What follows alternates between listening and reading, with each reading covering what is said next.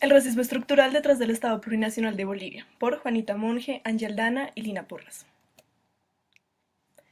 La descolonización no pasa exclusivamente por reconocer lo que se llama la autodeterminación de los pueblos. Una vez que ya están atravesados unos por otros, la descolonización pasa por construir algo juntos que vaya eliminando las formas de discriminación entre ellos y al interior de cada una de estas formas sociales.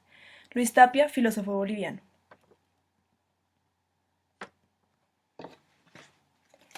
En primer lugar, es importante hacer una contextualización para tener en cuenta el panorama dentro del cual se desarrolla nuestro problema. Evo Morales fue elegido como presidente en el año 2005, como representante del partido político MAS. Su elección es un hecho sin precedentes en el país, ya que éste hace parte de la comunidad indígena aymara y también luchó por mucho tiempo junto a las comunidades cocaleras. Ya durante su gobierno se estableció una asamblea constituyente en el año 2009, que desembocó en la declaración de la nueva Constitución Política del Estado, en la cual se reconoció a Bolivia como un Estado plurinacional. Todo lo anterior es el resultado de un conjunto de movimientos sociales e indígenas previos que rechazaban la exclusión de la que históricamente habían sido víctimas, y además reclamaban el reconocimiento de su cultura y de sus formas de vivir, así como respeto por sus territorios. Ante todos los mecanismos institucionales que intentan dar respuesta a esto, la Constitución Política del Estado se presenta como otra alternativa para solucionar dichos problemas, teniendo en cuenta que estos hechos que hemos relatado, además del aparente modelo que representa Bolivia como país decolonial, nos planteamos la hipótesis de que en Bolivia el racismo continúa siendo un fenómeno constitutivo de las relaciones y jerarquías sociales. Esto aún después de 11 años de gobierno de Evo Morales, cuyo discurso constitutivo de las y programa de gobierno se han caracterizado por sus intenciones descolonizadoras, lo que incluye, a partir de la Constitución del 2009, el reconocimiento constitucional del Estado boliviano como un Estado plurinacional. Partiendo de esta situación, desarrollaremos la hipótesis de que en Bolivia el racismo nace como una forma de jerarquización en la colonia que se mantiene hasta hoy. Metodológicamente, pretendemos contrastar tanto el discurso como las estadísticas para evaluar el impacto real del planteamiento plurinacional y observar si es consecuente con su propuesta antirracista y descolonizadora. Para el análisis partimos de 4 conceptos claves. En primer lugar, nos referimos al racismo. Lo entendemos como un ente discursivo, una construcción, una ideología y una práctica social que postulan que en términos biológicos una raza es superior a las demás. Este es un resultado histórico que se construye con base a las necesidades e intereses sociales. Está adaptado a las diferentes concepciones de verdad, validez, de moral y de poder, cuyos significados discursivos dan lugar a prácticas segregacionistas y discriminatorias. Hablamos de racismo en el contexto de la experiencia global de colonialismo europeo y según un modelo de racismo blando que se presenta en las sociedades latinoamericanas, el cual se caracteriza por partir del supuesto de sociedades racialmente diversas donde no existen conflictos étnicos fuertes o son mediados por el Estado. Este concepto es el que guía nuestra concepción del racismo estructural dentro de Bolivia, ya que al ser un país que se reconoce como indígena, invisibiliza la reproducción de formas racistas en su discurso y sus prácticas. En segundo lugar, tomamos el concepto de estructura colonial, de Mariátegui, el cual intenta dar cuenta de la causa principal del posicionamiento del indígena en las sociedades latinoamericanas. Este identifica que la persistencia de un modelo colonial hacendatario es la que determina directamente la manera en la que se relaciona el indígena con las formas de trabajo y de propiedad. Sin embargo, esto también se ve reflejado en lo social. Por lo tanto, es fundamental pensar el problema a partir de las estructuras de dominación que se siguen desarrollando. Así pues, aunque la solución deban ser económicas y sociales, estas difícilmente podrán eliminar el problema mientras persistan estructuras coloniales en todos los ámbitos. Esto está ligado con el planteamiento de la existencia de un racismo estructural sostenido institucionalmente desde el Estado.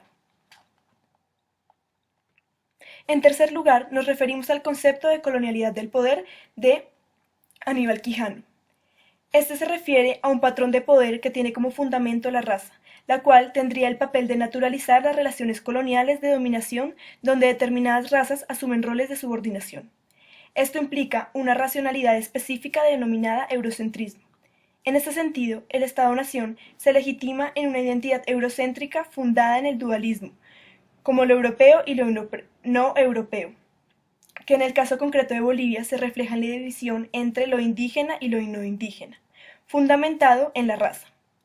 Acá toman relevancia los conceptos de ciudadanía, ya que éste implica una igualdad para gentes diferentes, es decir, homogenización de la identidad bajo el supuesto del indigenismo, y el de democracia, donde se debaten las formas legítimas de participar en lo político.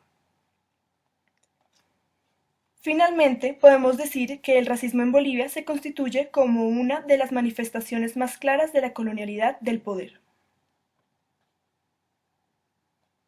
Finalmente, tomamos el concepto de colonialismo interno, definido por Casanova como la consecuencia de unos fenómenos de conquista donde las poblaciones de nativos no son exterminados completamente y forman parte, primero, de los pueblos colonizados y después del Estado que asume una independencia formal.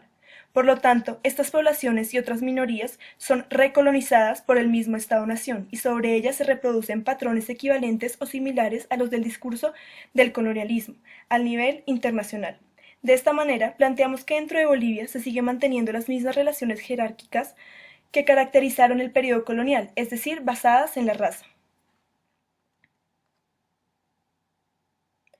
Ya que tenemos claros los conceptos y su relación con el planteamiento de nuestro problema, analizaremos la constitución política del Estado, el discurso y la realidad. En primer lugar, hablaremos de la Constitución del 2009, en donde se reconoce el Estado boliviano como un Estado plurinacional. Esta se presenta como una iniciativa decolonial que parte no solo del reconocimiento de las diferentes naciones, sino además de su participación.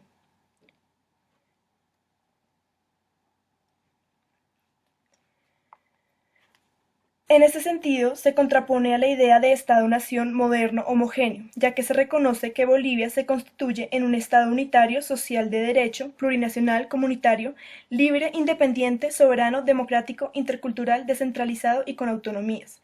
Bolivia se funda en la pluralidad y el pluralismo político, económico, jurídico, cultural y lingüístico, dentro del proceso integrador del país.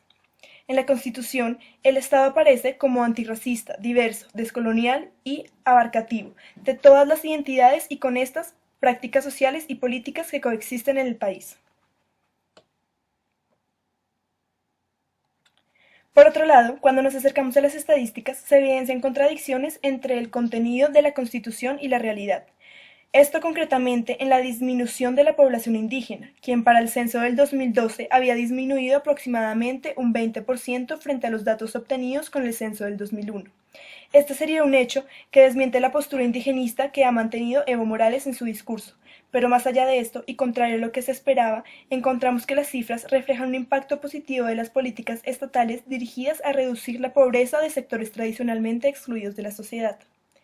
En cuanto al índice de Gini, evidencia que mantienen las brechas entre población indígena y no indígena. Sin embargo, estas han disminuido.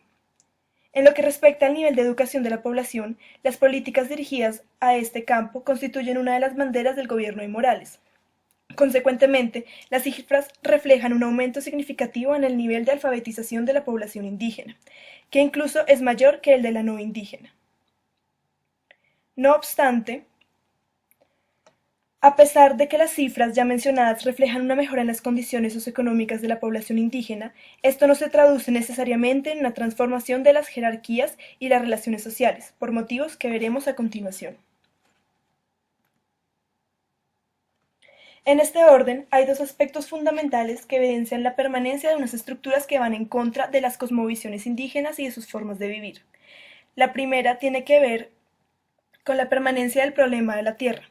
Si bien en la Constitución se afirma que hay un reconocimiento de las formas de propiedad privada, pública, corporativista y comunal que son resultado de las disputas y conflictos históricos alrededor de la tierra, encontramos que en el 2014 los conflictos por la tierra y los recursos naturales seguían siendo una constante difícil de ignorar, con un 46 y un 21% respectivamente, lo que se debe en parte a la permanencia de una economía de carácter neoliberal en la cual siguen ejecutándose proyectos extractivistas y de exportación.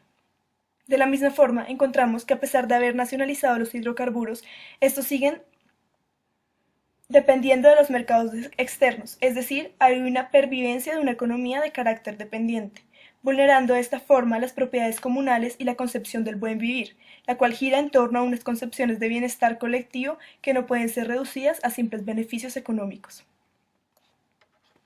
En cuanto a la participación, encontramos que las formas de representación y de gobierno no comprenden a otras formas de organización a través de las cuales han participado históricamente los indígenas en sus comunidades, como los cabildos, las asambleas, entre otros, y se reducen más bien a la representación presidencial y a través de los partidos. En última instancia, abordaremos las contradicciones existentes dentro del mismo discurso plurinacional, que pretende una revolución democrática y cultural que elimine las formas de discriminación y tienda a valorar una identidad propia. Encontramos que en algunas declaraciones del presidente y del vicepresidente de Bolivia se sostenía que lo mestizo era una categoría colonial y por tanto no podría ser la base de la identidad nacional boliviana, pues los mestizos carecían de identidad propia. Además de esto, que el aumento de esta población evidenciado en el censo del 2012, era el resultado de un desclaseamiento y del aumento de la mentalidad colonial, que seguía ligando los conceptos de raza y clase. En estas declaraciones se evidencia cómo se mantiene la perspectiva dualista y binaria del conocimiento, particular del eurocentrismo, donde se contrapone lo indígena y lo mestizo en el discurso plurinacional.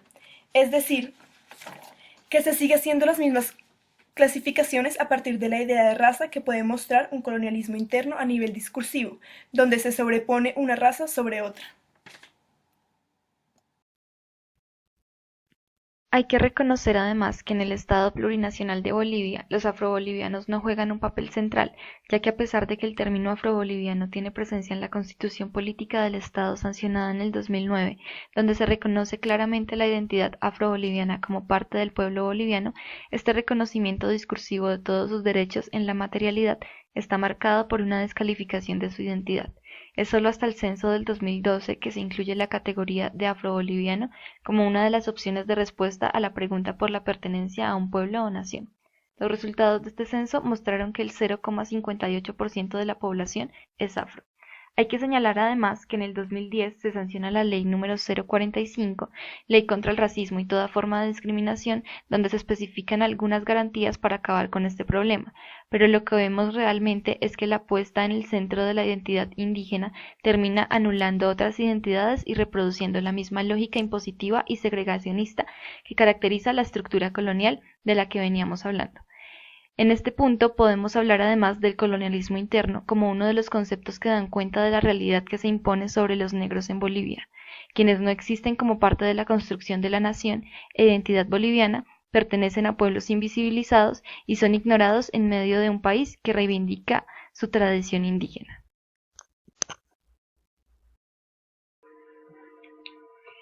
Después de haber analizado los diferentes elementos que componen la realidad boliviana, a partir de los sustentos teóricos sobre los que nos basamos, llegamos a las siguientes conclusiones.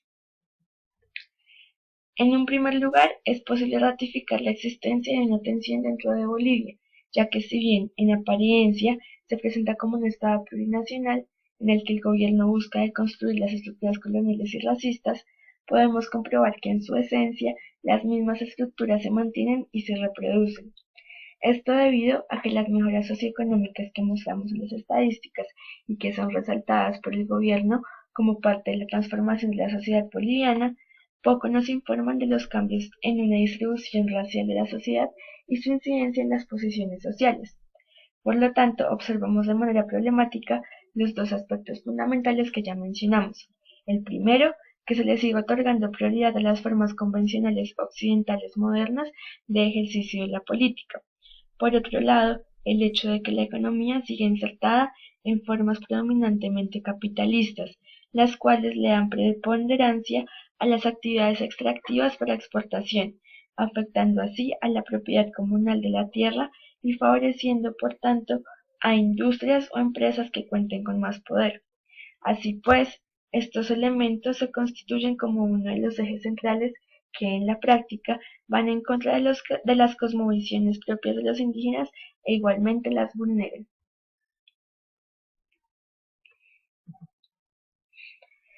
Ahora bien, a partir de los análisis discursivos, pudimos identificar que la construcción de la identidad nacional por parte del gobierno sigue haciéndose en relación a unos ideales y subjetividades atribuidas sobre la raza, planteando también un tipo de homogeneización de las mismas identidades que conduce a seguir pensando las estructuras a partir de términos binarios y por ende a seguir reproduciendo el racismo que ya hemos mencionado. Por lo tanto, al observar, por ejemplo, las formas concretas de descalificación de la identidad de quienes se consideran mestizos, pudimos observar la manera en la que se mantiene arraigado el racismo tradicional, así sea de forma inversa, y el cual permea y sustenta las formas en las que se busca construir a una nación. De esta manera no solo se mantiene vigente la lógica racista dualista, sino que también se perpetúa y refuerza una de las principales características del Estado-nación moderno, el elemento unificador que desprecia y elimina la pluralidad de identidades que conforman la nación, en este caso, imponiéndole a otras el discurso del indigenismo. Por lo tanto, las dinámicas características del colonialismo interno se acentúan también a nivel discursivo dentro del Estado plurinacional, puesto que a este nivel se siguen reproduciendo las mismas relaciones jerárquicas que fueron fundadas por el patrón colonial de poder global. Esto nos conduce a hablar de la situación de los afrobolivianos, ya que, al pensarse Bolivia como un país indígena, termina excluyendo el resto de identidades, como ya hemos visto. Esto se refleja en hechos concretos como la precariedad de datos estadísticos sobre estas comunidades, el desconocimiento de su papel en la construcción del país y la ausencia de políticas focalizadas hacia estos grupos. Así pues, podemos afirmar entonces que en el Estado plurinacional de Bolivia sigue existiendo un racismo estructural de fondo, ya que, si bien las prácticas políticas coloniales han puesto en mejores condiciones a los indígenas, la estructura sigue siendo separatista, privilegiando unas identidades atribuidas a las razas sobre otras, incluso llegando a invisibilizar algunas. De esta forma descubrimos que mientras no se cambien de raíz las estructuras coloniales, económicas, políticas, sociales, entre otras, los cambios superficiales, como los presentados en las estadísticas, no tendrán mayor impacto frente a la complejidad y profundidad que presenta el racismo como forma de organización de la sociedad.